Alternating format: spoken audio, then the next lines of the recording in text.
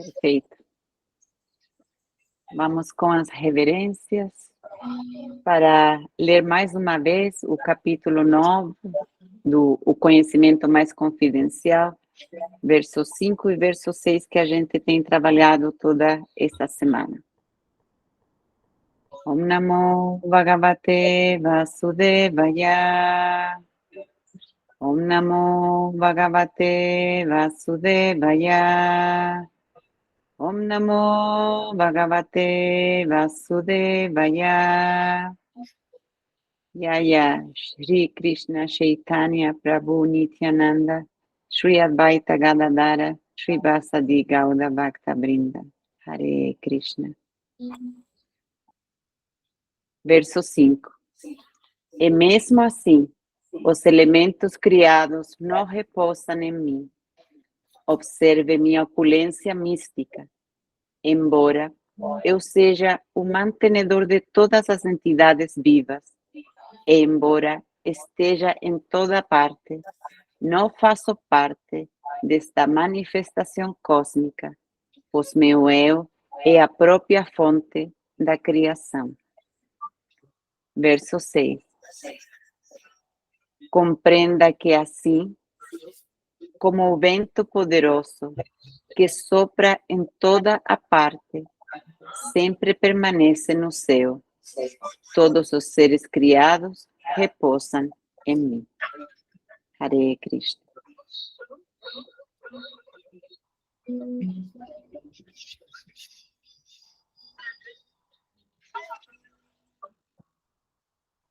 Om Gyana Timirandasya Jnana Shalakaya Chakshurumilitandina Tasmai Shri Gurave Namaha. Om.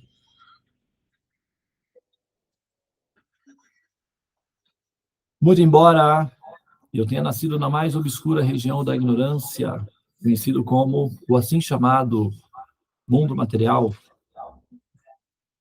e tenha vagado nos repetidos nascimentos e mortes no ciclo do samsara desde tempos imemoriais, o mestre espiritual está me libertando dessa condição através da revelação do conhecimento védico.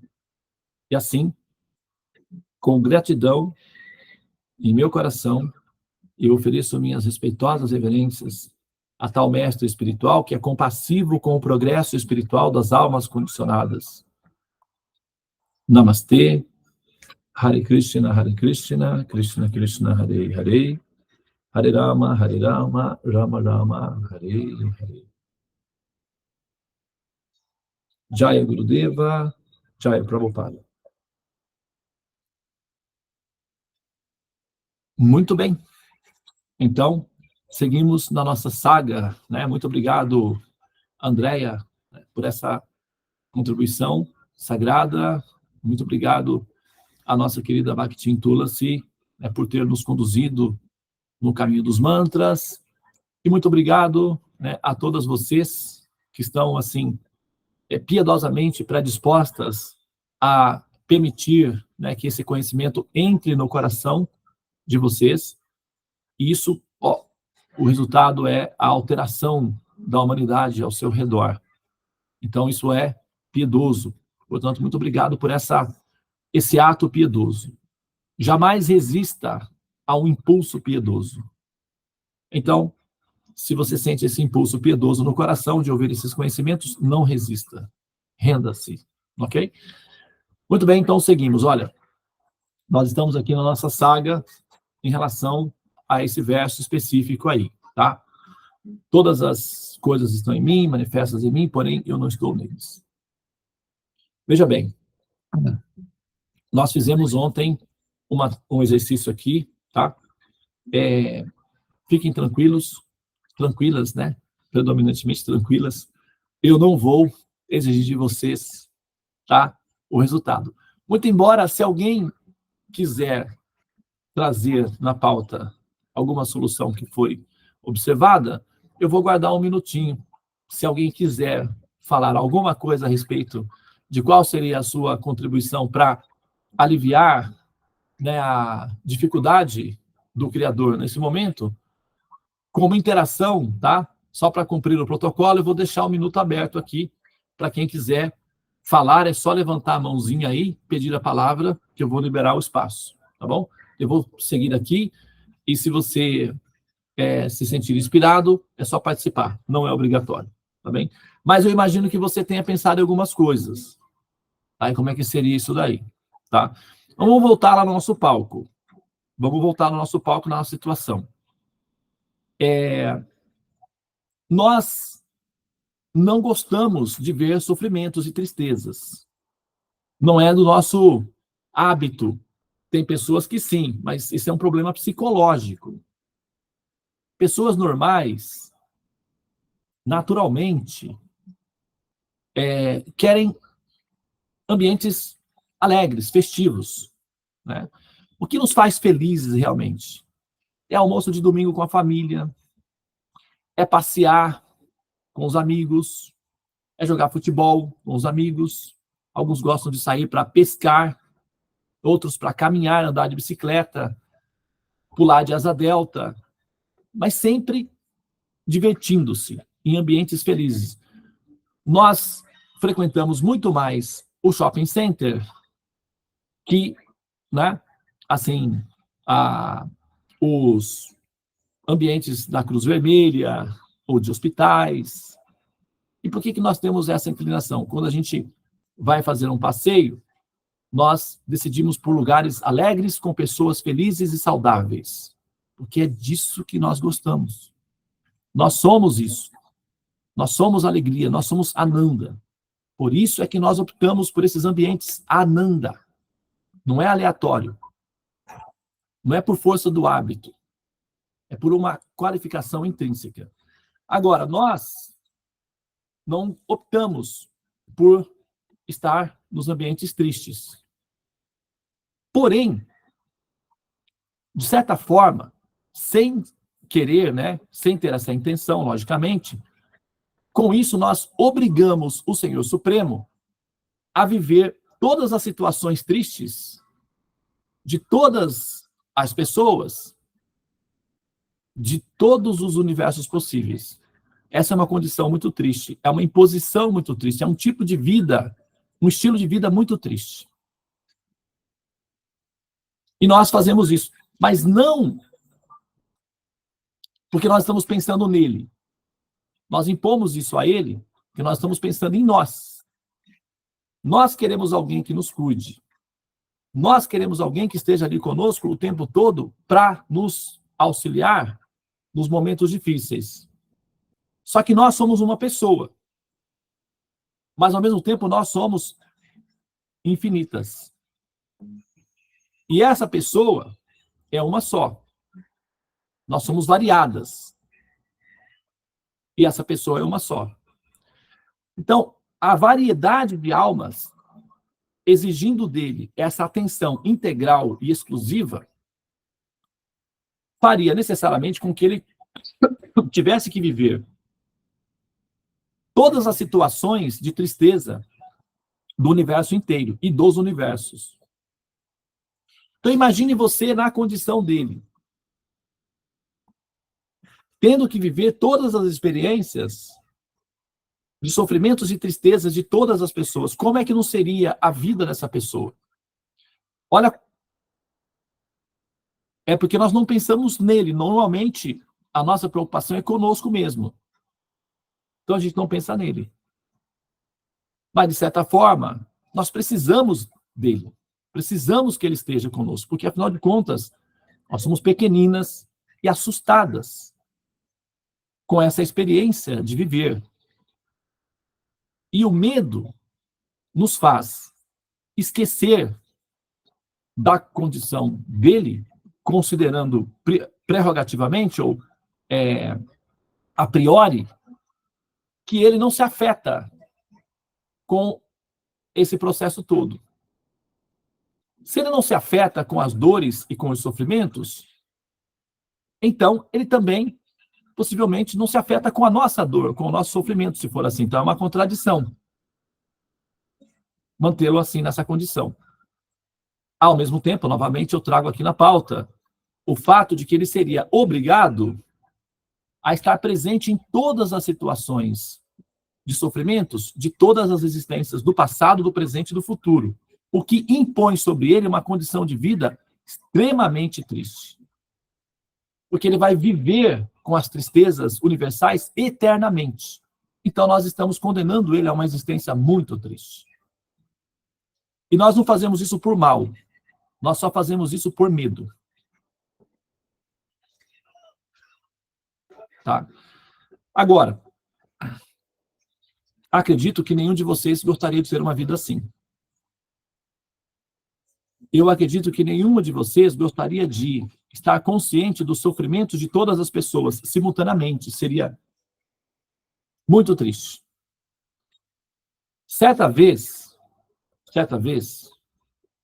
o Senhor Jesus, ele teve uma pequena experiência virtual de sentir o sofrimento da humanidade, essa humanidade específica. E nem era a humanidade em todos os níveis, era aquela humanidade específica em que ele estava vivendo ali. Ele sentiu tanta dor, tanta tristeza, tanta melancolia, que ele suou, dos poros dele saíram gotículas de sangue. De tal era a contrição e o sofrimento que ele sentiu. E naquele momento, ele então, num ato humano e sensibilizado, ele mencionou: Pai, afasta de mim esse cálice. Até para mim é muito triste ter essa visão. Por favor, já entendi, é o suficiente. Então, experimentar a dor do mundo não é uma experiência que você gostaria de ter.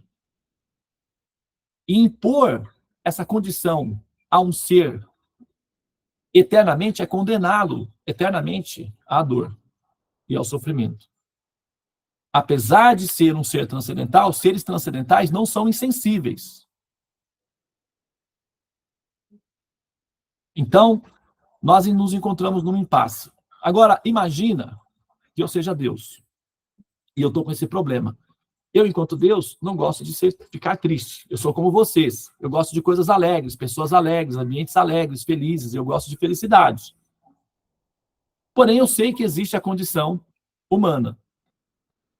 Então, para mim, a vantagem de ser Deus é ter à disposição tecnologia.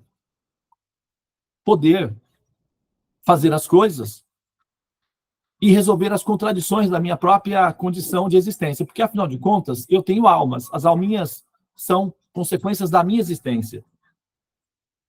E a incubadora, que é o chamado mundo material, é uma condição necessária que transcende ao meu desejo.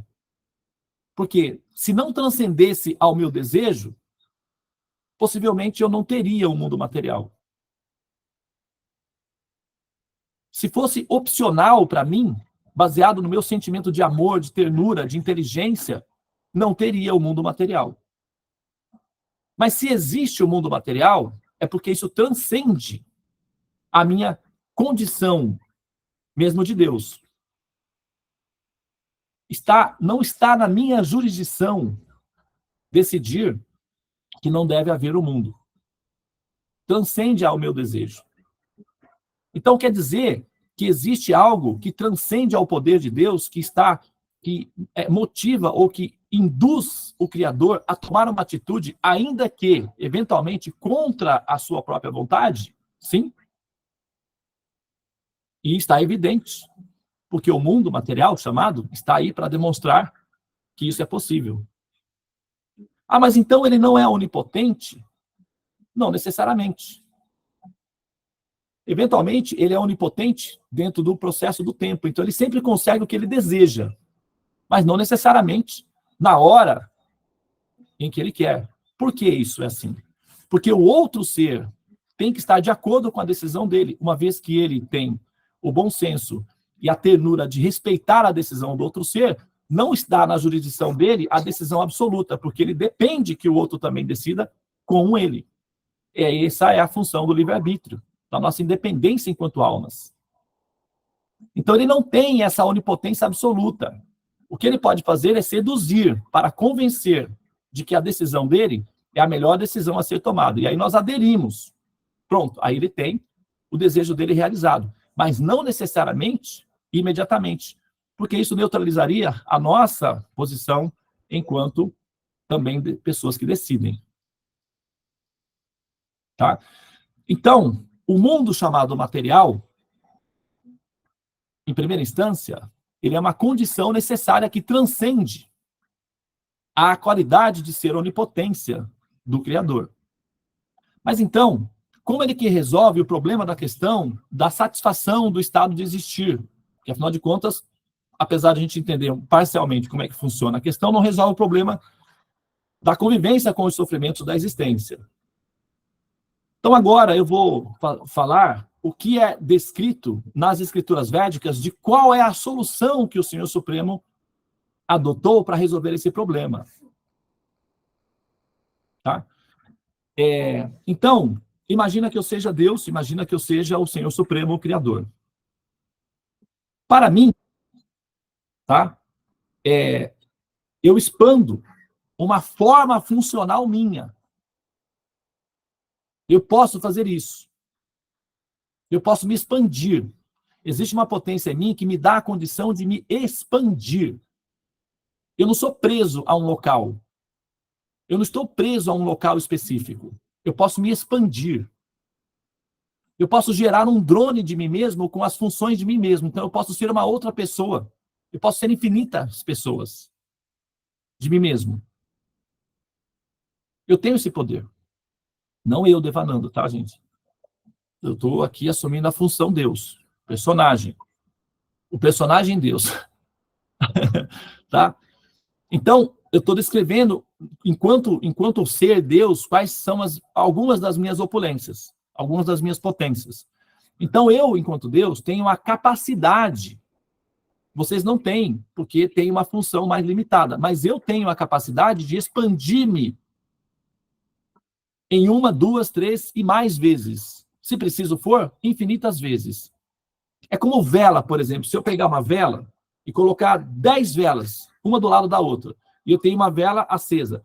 Com essa vela acesa, eu acendo todas as velas. Todas as velas são parecidas comigo.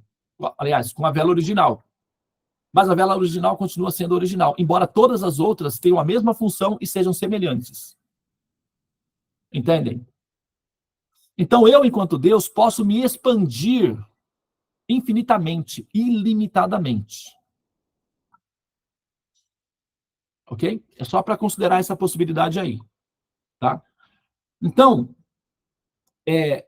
a descrição védica é que uma forma funcional do absoluto se manifesta como, ele é conhecido como Mahavishnu, ou seja, o grande Senhor Criador. Esse Mahavishnu, o grande Senhor Criador, ele é a fonte da criação de todos os mundos materiais. Mas a transcendência, o princípio transcendental, permanece intacto.